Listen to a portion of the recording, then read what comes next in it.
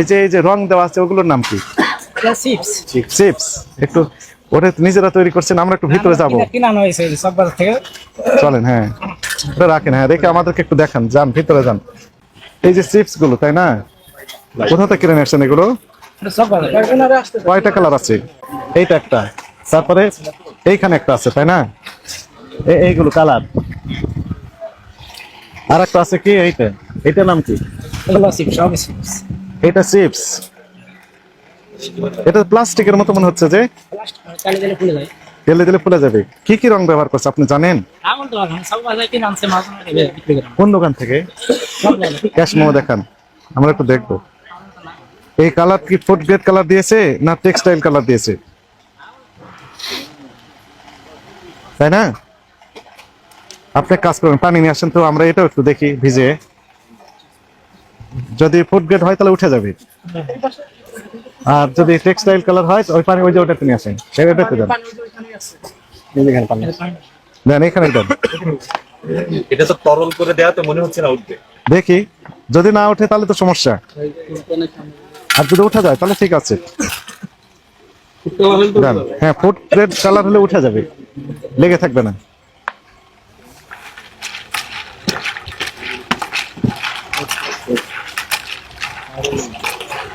আচ্ছা, আমরা একটু অপেক্ষা করি।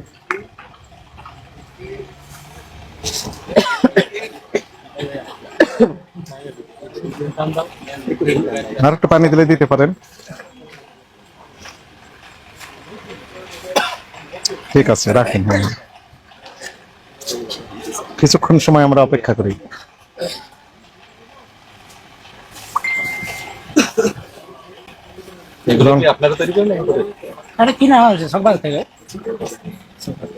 ফুড গ্রেড কালার কত দাম আপনার আইডিয়া আছে?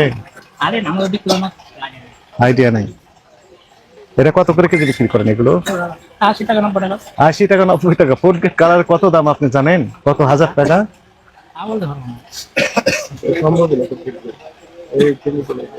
না, কালার চিন্তা করলে তো এটাতে দিবেই না।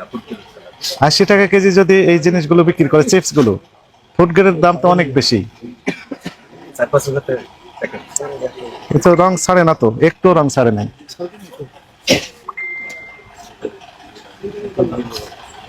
ইভেন আমরা যে শাড়ি, তারপর লুঙ্গি, তোয়ালে মানে গামছা এগুলো ক্রয় করি, প্রথম ওয়াশ করার পর প্রচুর পরিমাণে রং উঠে যায়, টেক্সটাইল কালারও রং ছেড়ে দেয়, কিন্তু এখানে দেখেন একটু রং ছেড়ে দেয়নি।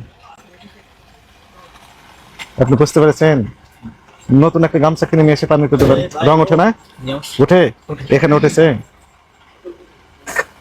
উঠেছে? ওঠেনি না, এটা ওঠেনি। মুশকিল তো, তাহলে এটা রিস্কি হয়ে গেল তো। আচ্ছা, এই বিষয়ে আমাদের, আপনি মূল্য তালিকা তো ছিল ওইখানে, তাই না? ওই যে মেসার্স শাওন এন্ড ব্রাদার্স মূল্য তালিকা, তো মূল্য তালিকা বন্ধ করে রেখেছেন কেন? উদ্দেশ্য কি আপনার, বলেন? লেখা হয়নি, এটা তো অলসতা, লিখতে হবে। লিখে দিবে, এখন লেখেন। এই লেখেন মূল্য তালিকা নাই, এটা একটা বিষয়। এই বিষয়ে ব্যাখ্যা দিতে হবে, কোথা থেকে কিনেছেন ক্যাশ মেমো দেখাতে হবে আমাদের। না দেখালে এই বিষয়ে আপনাদের বিরুদ্ধে আমরা আইনগত ব্যবস্থা নেব।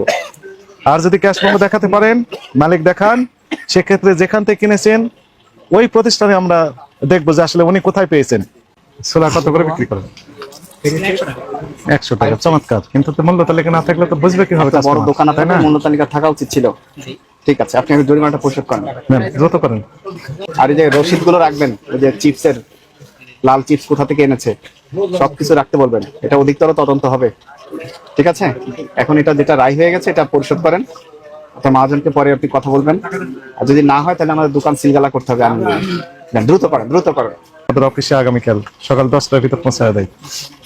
অফিস আমাদের ওখানে লেখা আছে রিসিটে।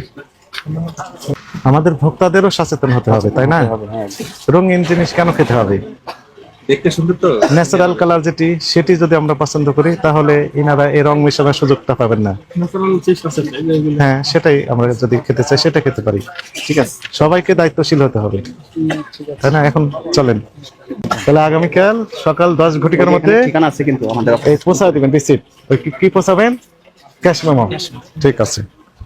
জাতীয় ভোক্তা অধিকার স্বর্ণগণ অধিদপ্তরের মহাপরিচালক মহোদয়ের নির্দেশনায় দেশব্যাপী একযোগে এই নিত্য প্রয়োজনীয় পণ্যের মূল্য যৌক্তিক স্বাভাবিক এবং ভোক্তাগণের ক্রয় ক্ষমতার মধ্যে রাখার লক্ষ্যে এবং একই সাথে সরবরাহহীন যথাযথ রাখার লক্ষ্যে অভিযান পরিচালনা করা হচ্ছে।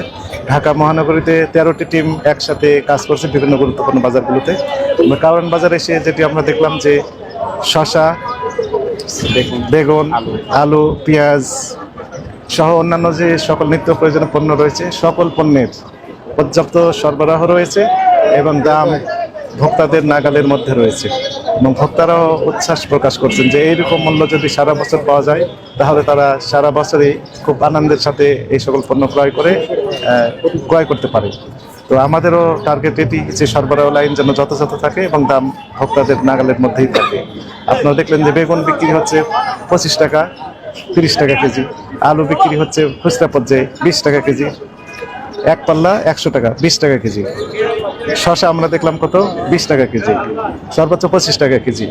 কাঁচামরিচ বিক্রি হচ্ছে 30 টাকা থেকে 40 টাকা কেজি এবং প্রতিটা পণ্য একদম ভোক্তাদের নাগালের মধ্যেই রয়েছে দাম এবং সরবরাহ পর্যাপ্ত রয়েছে। একই সাথে আমরা দেখলাম ছোলা বিক্রি হচ্ছে এখানে 100 টাকা কেজি, যে ছোলাটি প্রথম রমজানের দিকে 110 টাকা পর্যন্ত বিক্রি হয়েছে কিন্তু এখন আর একটু কম দামে বিক্রি হচ্ছে। একই সাথে আমাদের একটা কনসার্ন ছিল যে ভোক্তাদের পক্ষ থেকে আমরা কিছু অভিযোগ পেয়েছিলাম যে হলুদ এবং মরিচের গুঁড়ার সাথে অথবা ইটের গুঁড়া মিশানো হয় অথবা আটার সাথে যে টেক্সটাইল কালার মিশিয়ে এগুলো বিক্রি করা হচ্ছে কিনা, সেই বিষয়ে আমরা সরেজমিনে তদন্ত করে দেখলাম যে না, সেরকম প্রমাণ আমরা আসলে পাই নাই।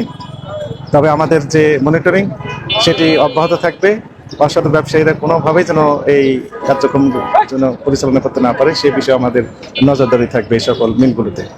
তো জনস্বার্থে আমাদের অভিযান অব্যাহত থাকবে। বাজার তদারকিতে বেশ কিছু ব্যবসায়ী কথা বলছিলেন যে আসলে 10 বছরের সর্বনিম্ন বাজার, তো তাদের লাভ থাকতেছে কিনা বা এ বিষয়ে যদি একটু ক্লিয়ার। না, আসলে আপনারা তো দেখলেন যে আসলে ব্যবসায়ী যেনারা বলছেন যে বিগত 5-7 এমনকি 10 বছর যাবত এই সকল পণ্যের মূল্য এত কম দামে বিক্রি হতে তারা দেখেনি বা তারা বিক্রি করেনি মর্মে জানিয়েছেন। আমাদেরও অবজারভেশন আসলে এরকমই যে এত কম দামে এই সকল পণ্য যে বিক্রি হয় এটি আসলে এই বছরই আমরা দেখতে পাচ্ছি। এটি সকলের জন্যই পজিটিভ। তবে আমাদের আরেকটা বিষয় খেয়াল রাখতে হবে, কৃষকরা যেন এই বিষয়ে লুজার না হয়, অর্থাৎ তাদের যে উৎপাদন খরচ তার সাথে কিছু যৌক্তিক লাভ যেন তারা পায়, এই বিষয়ে আমাদের মাথায় রাখতে হবে। আমরা দেখলাম যে খুচরা পর্যায়ে আলু বিক্রি হচ্ছে 20 টাকা কিন্তু পাইকারি ওনারা কিনেছেন 17 টাকা কেজি। যদি এখানে 17 টাকায় কিনে থাকে তাহলে কৃষকরা আরো কম দামে বিক্রি করেছে, কিন্তু যদি 1 কেজি আলু উৎপাদন কষ্ট যদি 18 টাকা 20 টাকা হয়ে থাকে তাহলে সেই পর্যন্ত টাকা তো কৃষকদের আমাদের দিতে হবে। এই বিষয়ে যথাযথ কর্তৃপক্ষ ভেবে দেখবেন এবং প্রয়োজনীয় ব্যবস্থা নেবেন, এটিও আমাদের আহ্বান থাকবে। Thank you. খুচরা বাজারে অভিযান পরিচালনা করে আসলে কতটুকু সুফল নিয়ে আসা সম্ভব বলে আপনার কাছে মনে হচ্ছে?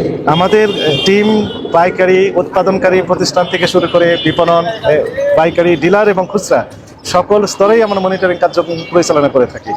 আপনি যেমন বলছেন যে খুচরা পর্যায়ে শুধু আমরা যাই, এইটি যথাযথ নয়।